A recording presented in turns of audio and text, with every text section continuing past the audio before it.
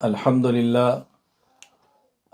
للہ وحدہ لا شریک لہ والصلاة والسلام علی من لا نبی بعدہ وعلی آلہ واصحابہ الذین اوفوا عہدہ اما بعد فاعوذ باللہ من الشیطان الرجیم بسم اللہ الرحمن الرحیم والعصر ان الانسان لفی خسر الا الذین آمنوا وعملوا الصالحات وتواصوا بالحق وتواصوا بالصبر وقال النبی صلی اللہ علیہ وسلم ان العلماء ورثۃ الانبیاء اللہم صلی علی محمد وعلی آل محمد کما صلیت علی ابراہیم وعلی آل ابراہیم انک حمید مجید اللہم بارک علی محمد وعلی آل محمد کما بارکت علی ابراہیم وعلی آل ابراہیم انک حمید مجید۔ اللہ تعالیٰ کا ہمیں اس بات پہ شکر ادا کرنا چاہیے کہ اللہ تعالیٰ نے ہمیں علم دین پڑھنے کی توفیق عطا فرمائی ہے۔ میری آج کی اس مجلس میں اور اس نشست میں اصل مخاطب چونکہ علماء کرام ہیں، اور علماء کرام میں سے بھی خصوصاً وہ علماء جو ایران میں رہتے ہیں یا امارت اسلامیہ افغانستان میں رہتے ہیں، تو میں آپ کی خدمت میں چند ایک باتیں عرض کرتا ہوں اور اس کے بعد پھر آپ کو وقت دوں گا۔ کوئی بات آپ مجھے سمجھانا چاہیں سمجھائیں، کوئی بات مجھ سے پوچھنا چاہیں تو پوچھیں، کوئی بات فرمانا چاہیں تو فرمائیں۔ تو میں بہت لمبی گفتگو کرنے کی بجائے کوشش کروں گا کہ آدھا گھنٹہ کے اندر اپنی بات پوری کروں، اور پھر میں کچھ وقت آپ کو دوں، کوئی آپ بتانا چاہیں یا پوچھنا چاہیں، تاکہ ہمارا آج کا یہ جو اجلاس ہے یہ مکمل مذاکرہ کے ساتھ کسی نتیجے پر پہنچے۔ میں نے اس وقت جو قرآن کریم کی آیت کریمہ تلاوت کی ہے، والعصر ان الانسان لفی خسر، قرآن کریم کی جو میں نے صورت مبارکہ تلاوت کی ہے، اس صورت مبارکہ میں اللہ تعالیٰ نے قسم اٹھا کر مضمون بیان فرمایا ہے۔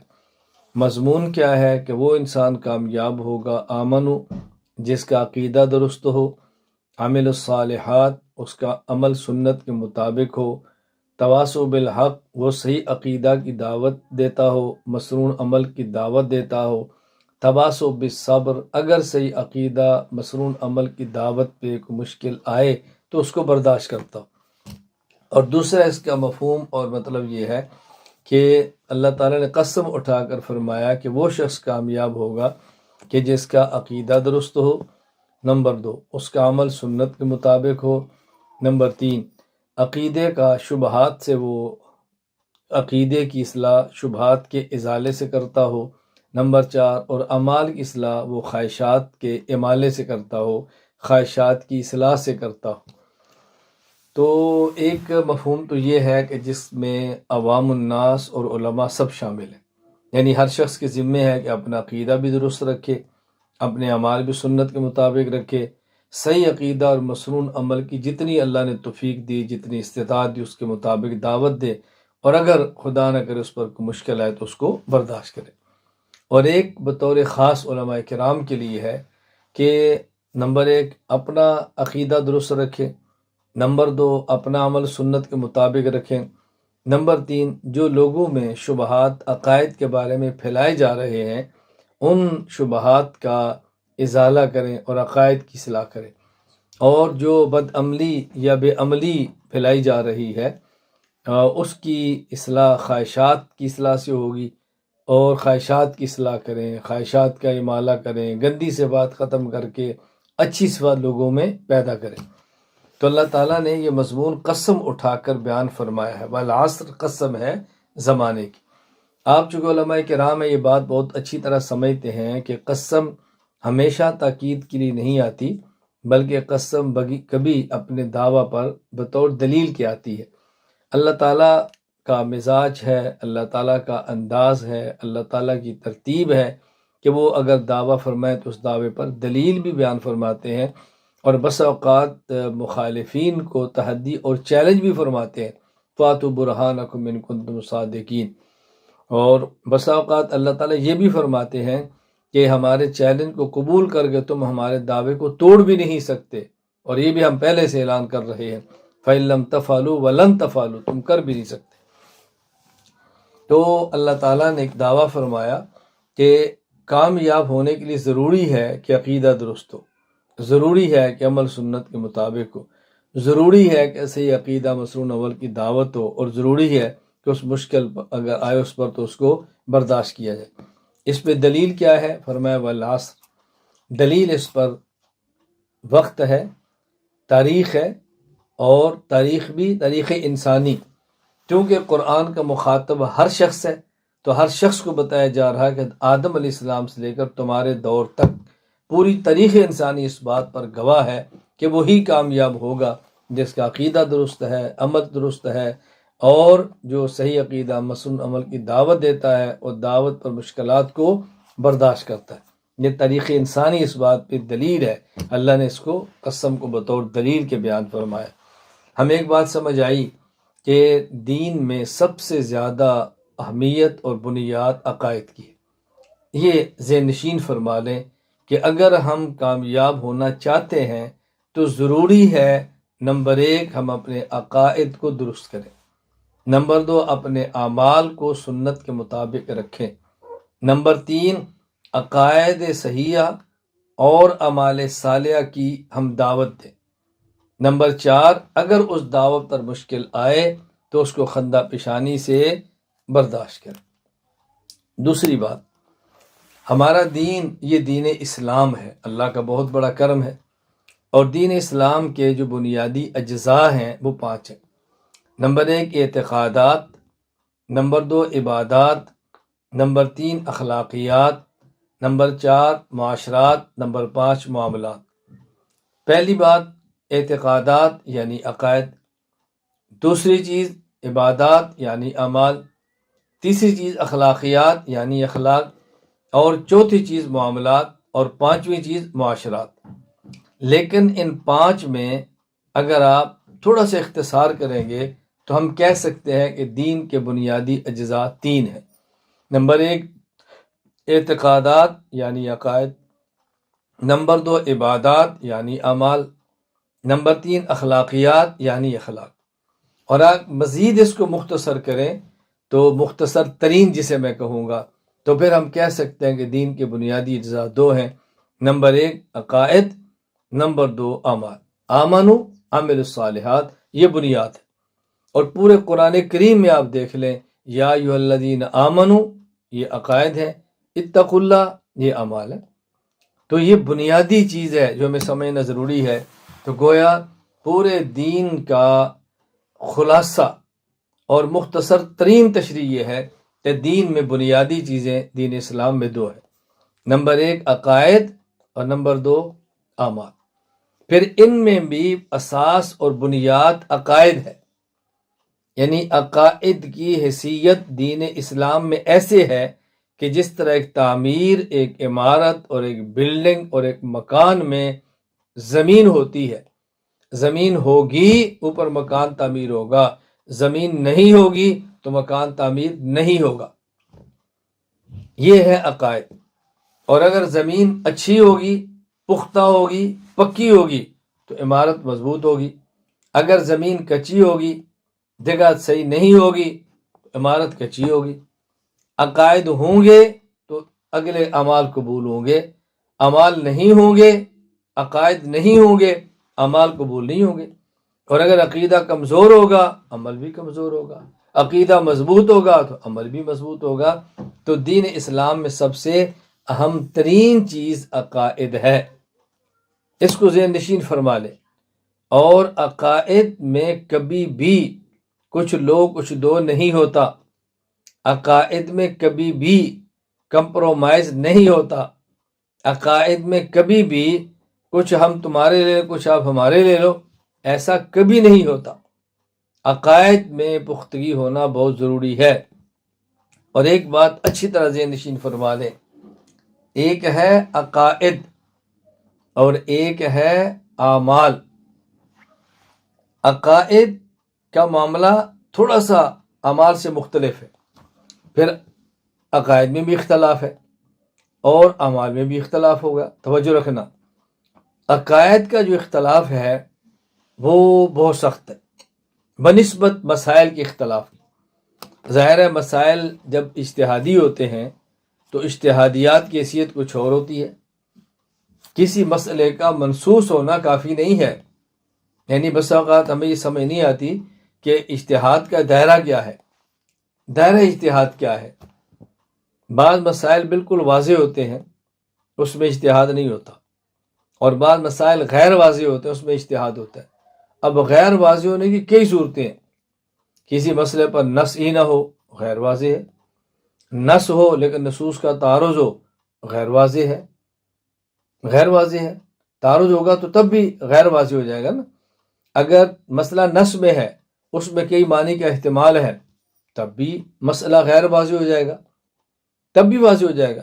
نصوص میں تعارض ہو تب بھی، اور اگر نصوص کے اندر کئی معنی کا احتمال ہو تب بھی. یوں مسئلہ غیر واضح ہوگا، پھر اس میں اجتہاد کا دروازہ کھل جائے گا. تو اگر معاملہ ہو عقائد کا تو اس میں یہ ذہن رکھنا ضروری ہے کہ ہم حق پر ہیں اور ہمارا مخالف باطل پر ہے. اور جہاں مسئلہ آ جائے مذہب کا، اجتہادیات کا اور مسائل کا، وہاں یہ اعتقاد رکھنا ضروری ہے ہمارا مسئلہ درست ہے، غلطی کا احتمال بھی ہے. ہمارے مخالف کا مسئلہ غلط ہے اور اس میں درستگی کا احتمال بھی ہے. لیکن عقائد کے بارے میں یہ نہیں کہہ سکتے کہ ہمارا عقیدہ درست ہے لیکن ہو سکتا ہے غلط ہو. مخالف کا عقیدہ غلط ہے، ہو سکتا ہے درست ہو، یا ہو سکتا نہیں چلتا. یہاں یہ اعتراف کرنا ضروری ہے کہ میرا عقیدہ برحق ہے اور میرے مخالف کا عقیدہ باطل ہے. اختلاف عقائد کا بالکل الگ نوعیت کو ہوتا ہے، اس میں کبھی بھی غلط فہمی کا شکار ہم نہ ہوں. اس کو اچھی طرح ذہن نشین فرما لیں.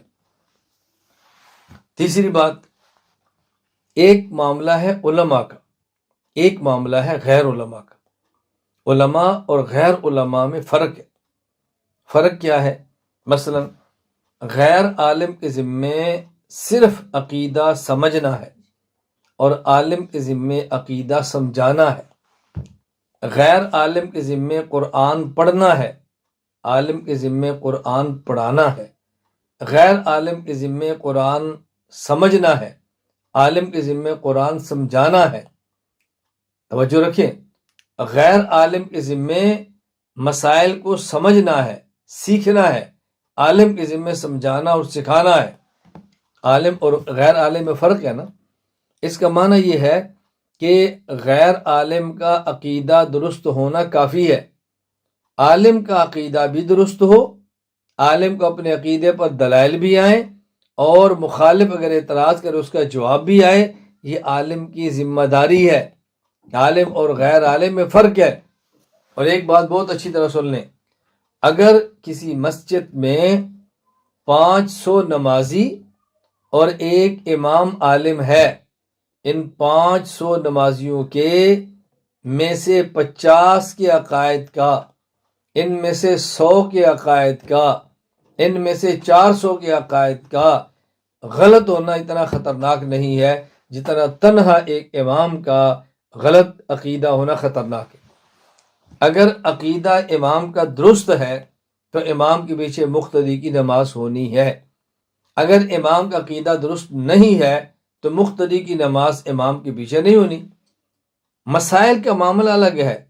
صلو خلف کل امام برن کان او فاجرا، اس سے مراد فاسق بالعقیدہ نہیں ہے، اس سے مراد فاسق بالعمل ہے.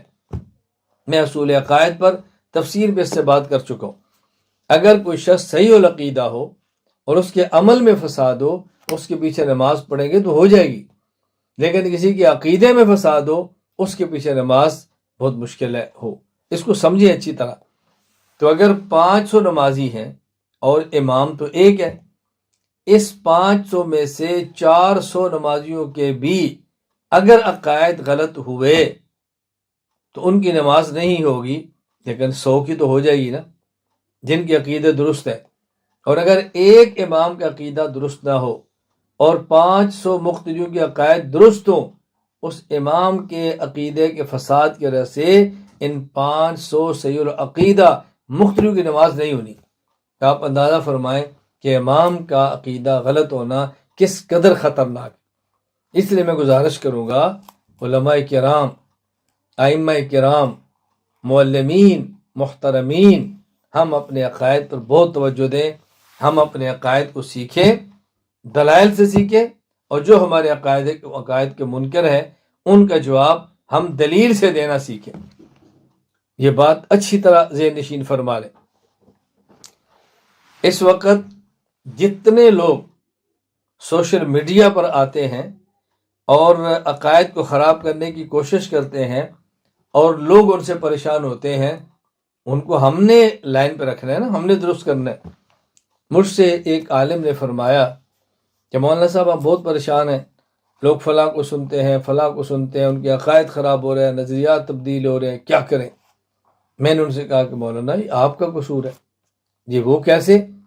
میں نے کہا پوری دنیا میں مجھے ایک شخص ایسا بتا دے جو اہتمام سے مجھے سنتا ہو اور وہ کسی غیر سے متاثر ہوتا ہو، اس کے عقیدے میں فساد آتا ہو، اس کا عقیدہ خراب ہوتا ہو۔ جب ہم ہی اپنی مسجد میں عقیدہ دلائل سے بیان نہیں کریں گے، ہم ہی اپنی درسگاہ میں عقیدہ دلائل سے بیان نہیں کریں گے، ہم ہی اپنی خانقاہ میں عقیدہ دلیل سے بیان نہیں کریں گے، ہم ہی اپنے مراکز اور مدارس میں عقیدہ دلیل سے بیان نہیں کریں گے، تو لوگ غیر کو سنیں گے نا، لوگ پھر ادھر جائیں گے۔ ہر کسی کے ہاتھ میں موبائل موجود ہے تو فساد آئے گا۔ تو ضروری ہے کہ علماء کرام عقائد دلائل کے ساتھ سیکھیں، علماء کرام عقائد دلائل کے ساتھ سمجھیں، علماء کرام مخالف کے دلائل کا جواب دینا سیکھیں۔ میں عرض کر رہا ہوں کہ تیسری بات یہ نشین فرما لے، علماء اور غیر علماء میں فرق ہے۔ آپ علماء ہیں، آپ غیر عالم نہیں ہیں۔ عالم کی ذمہ داری غیر عالم سے بڑھ کر ہوتی ہے، اس لیے علماء کرام کو عقائد پر توجہ دینا ازحد ضروری ہے۔ میری چوتھی گزارش علماء کرام کی خدمت میں یہ ہے، میں جس بات کا داعی ہوں اس بات کا عامل ہوں، جس بات کا قائل ہوں اس بات کا فاعل ہوں۔ میرا مزاج یہ نہیں ہے کہ میں ایک بات کہوں لیکن کروں نہ، اور ایک بات کروں اور کہوں نہ، ایسا نہیں ہے۔ ہم جو کرتے ہیں وہ کہتے ہیں، اور جو کہتے ہیں وہ کرتے ہیں۔ میں اگر عقائد کے میدان کے اندر ہوں، میں نے اپنی زندگی عقائد کے میدان میں وقف کی ہے، اس کا معنی ہرگز نہیں ہے کہ میں اعمال سے غافل ہوں، خالق زندگی سے غافل ہوں، میں دعوت سے غافل ہوں، میں علماء کرام کے کام سے غافل، ہرگز نہیں۔ میں گزارش کر رہا ہوں کہ ہم اس میدان میں آئے ہیں، اس کے قائل اور فاعل ہیں۔ پوری دنیا کے کسی کونے میں رہنے والے کسی عالم کو کسی عقیدے پر کبھی بھی ضرورت ہو تو میں آپ کی خدمت کے لیے ہمہ وقت موجود ہوں، اور رابطہ کرنا شرط ہے۔ رابطہ آپ نے کرنا ہے، رابطہ کرنا شرط ہے۔ ہم نے عقائد کے لیے بہت مختصر سی ترتیب بنائی ہے۔ مثلا علماء کرام اگر چاہیں تو ایک سال میں گھر بیٹھے تخصص فی العقائد الاسلامیہ کر سکتے ہیں۔ ہفتہ میں 2 دن سبق ہے، ہفتہ اور اتوار، اور 2 گھنٹے کا سبق ہے، 2 گھنٹہ ہفتہ، 2 گھنٹہ اتوار۔ آپ کو بیان بھی ملے گا، سوالات کا موقع بھی ملے گا، آپ کو فائلیں بھی ملیں گی، آپ کو دلائل بھی ملیں گے۔ کبھی آپ مشغول ہوں، آپ براہ راست سبق میں شریک نہ ہو سکتے ہوں تو بعد میں آپ کو ریکارڈنگ بھی ملے گی۔ بتائیں اس سے زیادہ سہولت کیا ہو سکتی ہے؟ اور علماء کرام کے لیے ہم نے ایک ترتیب بنائی ہے۔ نمبر 1، اصول عقائد میری کتاب اپنے پاس رکھ لیں۔ نمبر 2، اسلامی عقائد میری کتاب پاس رکھیں۔ نمبر 3، کتاب العقائد میری اپنے پاس رکھیں۔ نمبر 4، العقیدۃ الحسنہ لشاہ ولی اللہ رحمہ اللہ اپنے پاس رکھیں، اور ساتھ میری شرح العقیدۃ الحسنہ رکھ لیں۔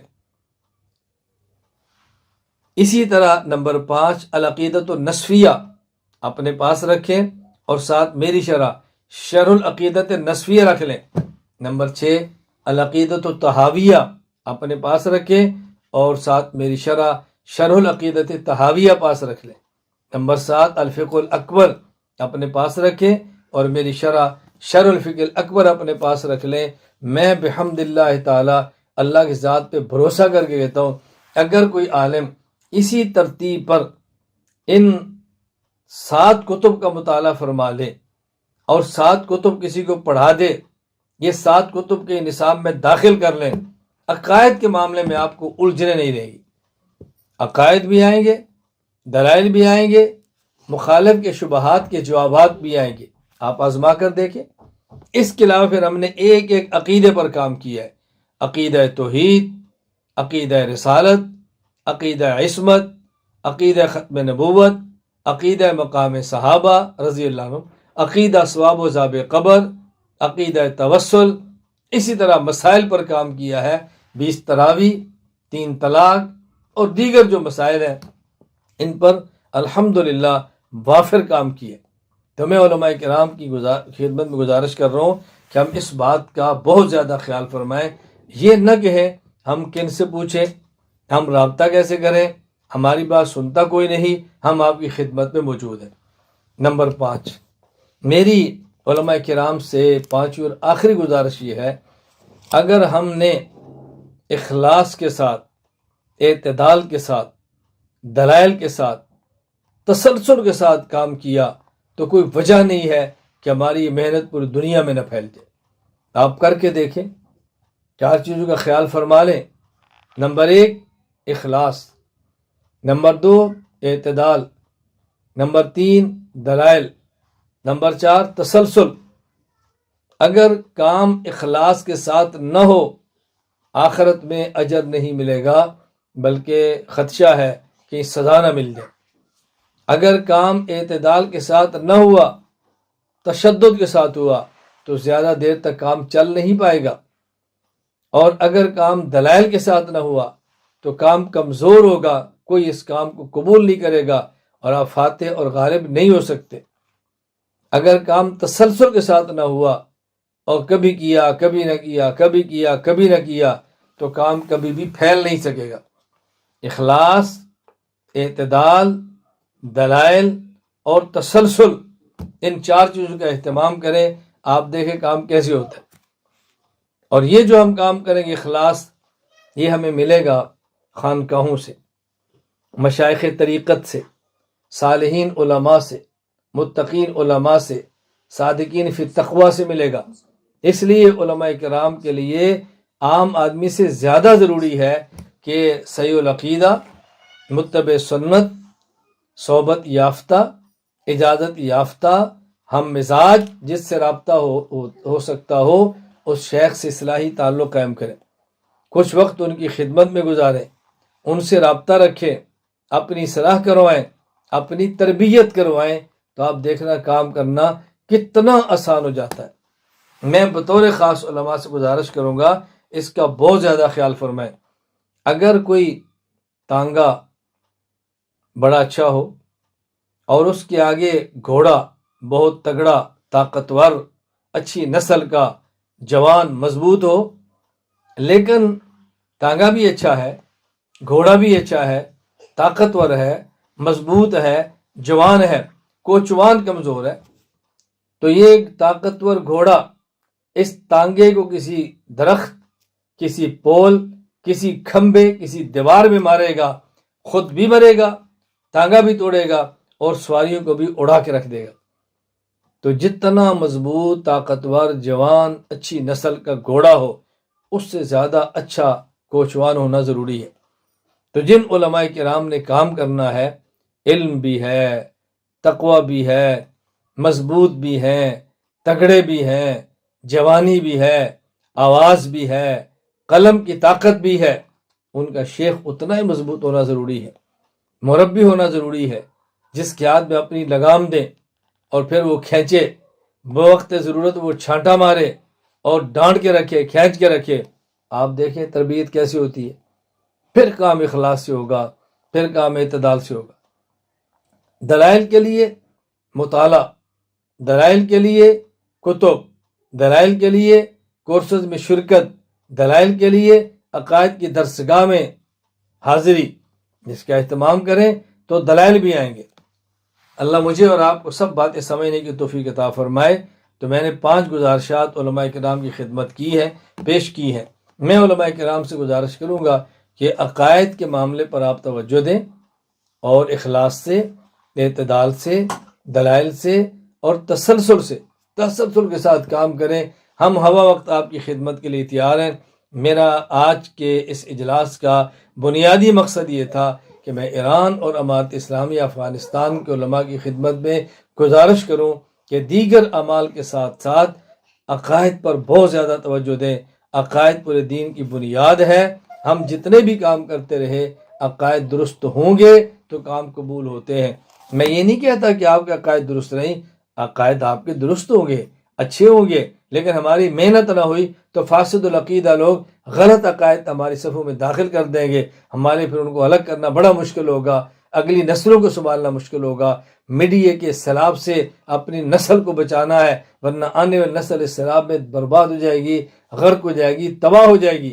ضروری ہے کہ ہم کام کریں اور میدان میں نکلیں اور علماء کرام کو تیار کریں اور ہمت کریں، ہمت سے کام لیں۔